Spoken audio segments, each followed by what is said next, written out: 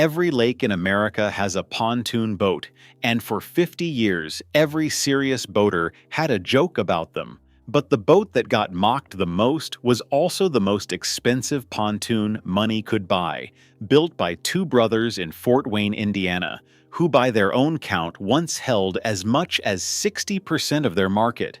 And in 2005, at the exact moment that company was named the most satisfying pontoon builder in America, a Fortune 500 giant named Brunswick wrote a check, swallowed it whole, and quietly erased the name the family had trademarked for its own soul. To understand what that was, you have to go back to a steel tube boat that nobody, not one dealer in the country, wanted to sell. And you have to understand something a lot of people get wrong, that Harris did not invent the pontoon boat. The man who did was named Ambrose Weeres, up in Richmond, Minnesota in 1951, and we will give him his due. But Harris did something arguably harder. Harris took a barrel and plank contraption and turned it into a legend. Here is how. It starts on February 7, 1957. Two brothers, Pete and Ernie Harris, are running a little shop in Fort Wayne, Indiana, called Harris Manufacturing. They are not boatmen, not really. They are makers, metal benders, the kind of guys who can weld anything. And all around the lakes of Northeast Indiana and Southeast Michigan, they keep seeing the same strange sight. People bolting wooden decks onto 55-gallon steel barrels, or onto the drop tanks pulled off old airplanes and floating the whole rig out onto the water. Homemade rafts, backyard boats. And the brothers look at that and they think the thing every good businessman eventually thinks. There might be a market here, but they do not want to build a barrel raft. They want to build a real boat. So they get rid of the barrels, they weld up proper steel tubes, they build a fence and a motor mount you can raise and lower, and they put the whole thing together on an assembly line, which nobody in the pontoon world was doing. This is the claim Harris makes for itself, and it is a fair one. Not the first pontoon, but the first pontoon built like a real product, the same way a factory builds a car. And they give that product a made-up family word, a name they trademark that very first year. FloteBote, not a description, a signature, their word for their passion, stamped on the side of every hull. There is only one problem. Nobody wants it. The original FloteBote is 20 feet long, and in 1957, a boat dealer wants a 16-foot runabout he can wheel around his showroom floor. A 20-foot pontoon eats space. It needs a bigger trailer. It does not fit the way the business already works. So the dealers pass. And here is where you learn who Pete and Ernie Harris really were. Because they did not fold. They loaded the boat up, and they drove. Lake to lake, town to town, all around eastern Indiana. Every time they saw a family sitting out in a yard by the water, maybe with a couple of kids, they would stop and ask them a simple question. You want to go for a ride? And people did. And they would step off that flat, stable, sun-soaked deck and ask the only question that mattered. Where can I get one? The dealers would not carry the boat, so the public went and demanded it. The customers built the dealer network, the brothers could not. That is a company with something real underneath it. And I will be straight with you. I have owned and worked on boats my whole life, and a company that is willing to knock on a stranger's door and hand him the product is a company that believes in what it built. Remember that feeling. It is the exact thing that goes missing at the end of this story. By 1959, the climb starts in earnest, and it starts with a piece of design that is still on your neighbor's boat today, whether he knows it or not. The Dolphin nose cone. Up to then, a pontoon just had a flat, blunt front tube that shoved water like a snowplow, so builders bolted on ugly splash fins to keep the spray down. Harris shapes the front of the tube into a cone, a nose, so she slices the water instead of shoving it. No fins needed. It works so well, it becomes an industry standard, copied by everyone. That is the pattern for the next 20 years. Harris does not follow the pontoon market. Harris invents it, one piece at a time. In 1964, they become the first builder to electrochemically protect the aluminum fence around the deck from corrosion, a process called anodizing, because salt water and cheap aluminum are a marriage that ends in white powder and heartbreak, and Harris did not want their name on a boat that chalked up in 3 seasons. Around 1968, once welding gear got big enough to handle it, they moved from steel tubes to aluminum, lighter, faster, rust-proof. And then in 1971 comes the one that makes the old-timers grin, because it broke the whole idea of what a pontoon was allowed to be. Harris builds the first pontoon with sterndrive power, a motor pod tucked between the tubes strong enough to hold as much as 140 horsepower.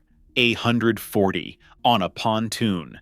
Suddenly, the floating patio could pull a water skier out of the water. Nobody expected that from a deck boat, and that is the point. Every time the market decided a pontoon was a slow, safe, boring thing for Grandpa, Harris shoved a bigger engine in it and proved the market wrong. Now let me do the honest thing here. Harris was never the biggest pontoon builder by raw volume.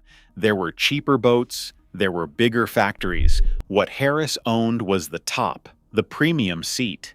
They said it themselves. They built the most expensive pontoon in the business, and they claimed that even so they held as much as 60% of their market.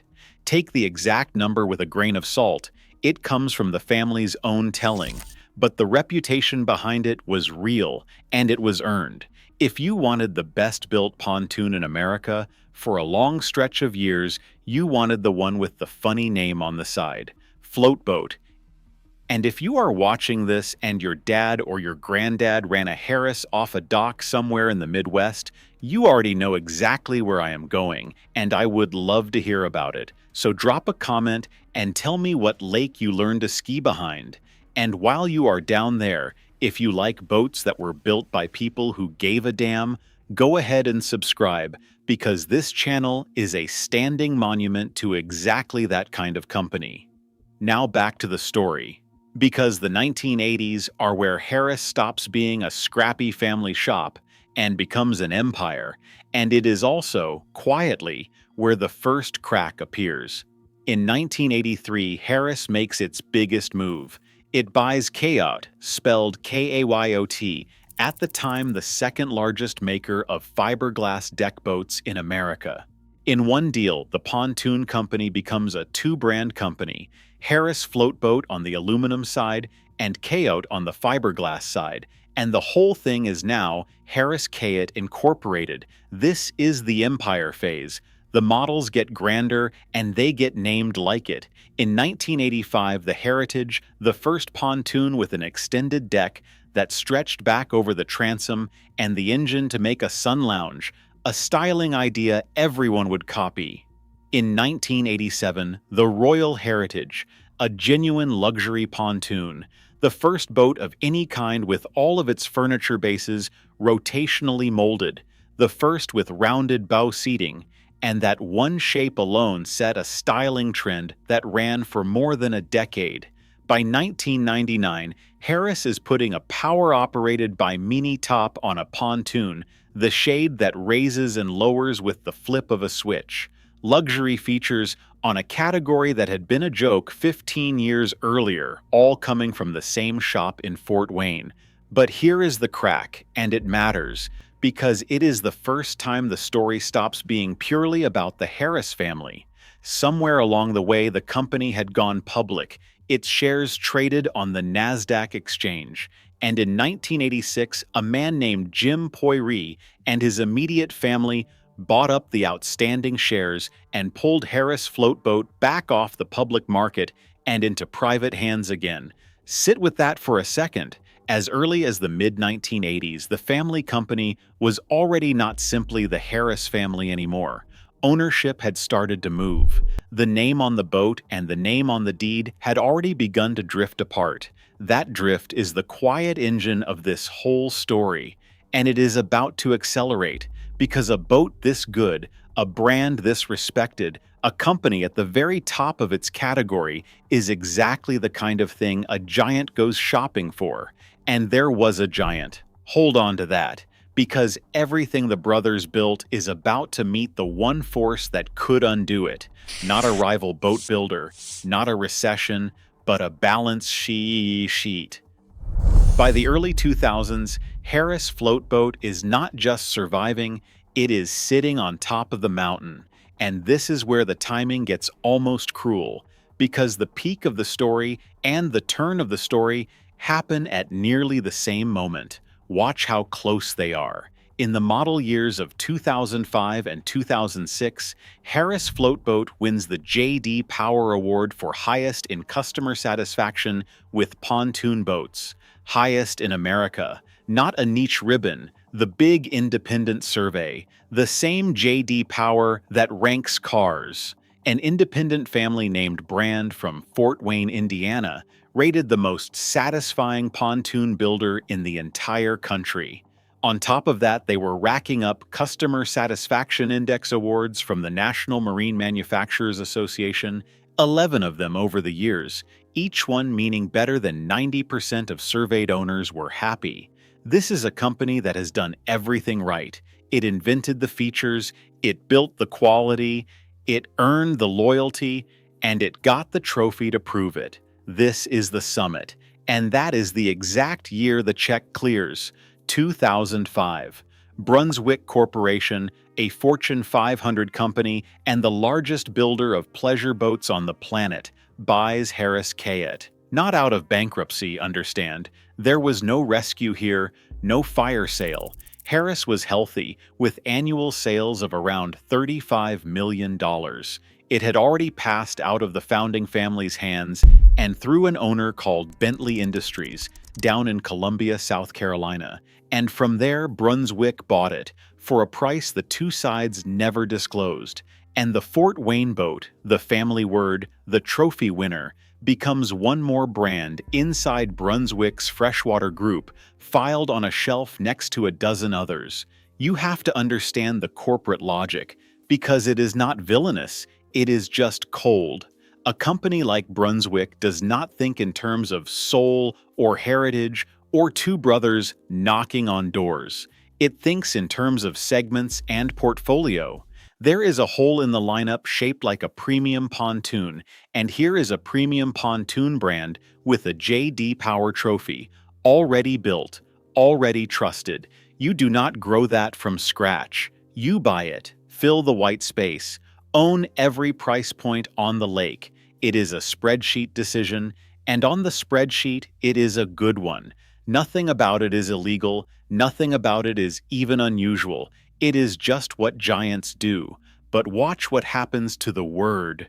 To Brunswick, FloteBote is not the passion of a family, it is a syllable. It is a piece of brand architecture that tests a little awkward in a focus group, a little old-fashioned, a little hard to say. And that is the first sign, faint but unmistakable, that the principle the brothers built on is about to be optimized away.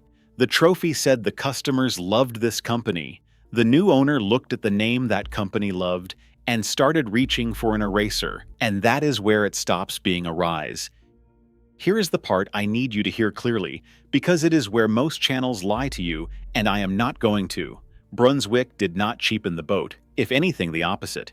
Go look at a new Harris today, and it is a stunning piece of work. A luxury tri-tune with 3 tubes, plush lounges, a premium stereo, digital helm priced like a small house. The glass is clean, the welds are tight, the fit and finish would embarrass the boats the brothers were building in the 70s. If your only question is whether the modern Harris is a well-made boat, the answer is yes, plainly yes. And anybody in the comments who tells you Brunswick builds junk in Fort Wayne has not stood on one. So the ruin is not in the fiberglass. Keep watching, because the ruin is somewhere the spec sheet does not measure. What got dismantled was the identity. Step by step, the thing that made Harris Harris was absorbed into the machine. The FloteBote name, trademarked in 1957 as the passion of the Harris family, faded off the boats over the Brunswick years until the brand was just Harris, clean and corporate and interchangeable with any other premium label. the independent company that once drove lake to lake became a production node inside the world's largest boat conglomerate. Its boats sitting in the same portfolio as Bayliner and Lund and Sea Ray sold through a national dealer chain called MarineMax. The local legend became a line item. And then came the test that proved exactly what Harris had become. In late 2008, the financial crisis hit the marine industry like a wave over the bow. Boat demand fell off a cliff. Brunswick announced it would strip $300 million in fixed costs out of the company and cut around 1,450 jobs. It closed plants, real plants, in Pipestone, Minnesota, in Roseburg, Oregon, in Arlington, Washington, and it mothballed a fourth in Nevada, North Carolina. Whole factories, whole towns switched off. And Fort Wayne survived. But think about why it survived. It survived not because it was a beloved family company. That did not save Pipestone. It survived because on the corporate map, it was an efficient place to build pontoons, a node worth keeping. In fact, Brunswick later moved more pontoon production into Fort Wayne, expanded it in 2013 to a 360,000 square foot campus, added around 200 jobs, and expanded it again in 2022. It even launched an all-electric Harris, the Cruiser E210, in 2024, powered by a Mercury Avatar motor. And you might hear all that and say, that is not a fall, that is a happy ending. The plant is busy, the boats are gorgeous, the brand is alive. And that is the trap. That is the exact trap this whole story is built to spring. Because everything that survived is the part you can put on a spreadsheet. The factory, the tooling, the model line, the sales. What did not survive is the part you cannot, the independence, the family, the two men who would rather drive a boat to your front yard than lose a sale, the funny, proud, hand-trademarked word that meant this boat was somebody's life and not somebody's line item. Harris, the asset, is thriving. Harris, the legend, is embalmed. It is kept alive, beautifully, on the strength of a story it no longer gets to be the author of. And if it were my dock and my money, I will tell you the truth. I would rather own a tired old float boat with the real name still on the side than the finest Tritoon Brunswick builds today, and it would not be close, because one of them is a boat and the other one is somebody's soul, and I know which is which. So if the boats only got better after Brunswick took over, why do the people who loved Harris still say they ruined it? The thing that made Harris a legend was never the fiberglass or the horsepower or even the Dolphin nose cone the whole industry copied. It was the fact that a Harris was the work of specific people who believed in it enough to hand it to a stranger and ask him to just try it. Brunswick bought the factory, the trophies, the tooling, and the trademark. It bought everything except the one thing that made those objects matter, and that thing does not survive an acquisition because it was never for sale in the first place. They did not ruin the boat. They ruined what it meant. That is the whole difference, and now you can feel it. That is not a Fort Wayne story. That is the story of half the great American names your father trusted, bought up, cleaned up, scaled up, and hollowed out all at once, all with a straight face and a good balance sheet. And whether all that consolidation was necessary to keep these brands alive at all, whether a Harris that stayed independent would even exist today, well, that is a different video and an honest argument for another night. Because there is another one of these stories, and it might be the purest example of all. A company that did not just lead its market, but flat out owned it. 4 out of every 5 sold in America. A genuine California original built by a genuine legend, and then the water itself changed underneath it. If Harris got swallowed, this next one got left behind by the tide, and it never even filed for bankruptcy. That is the rise and fall of Hobie Cat, and it is the next one I want to tell you. Just click the video appearing on the screen right now, and I will see you there.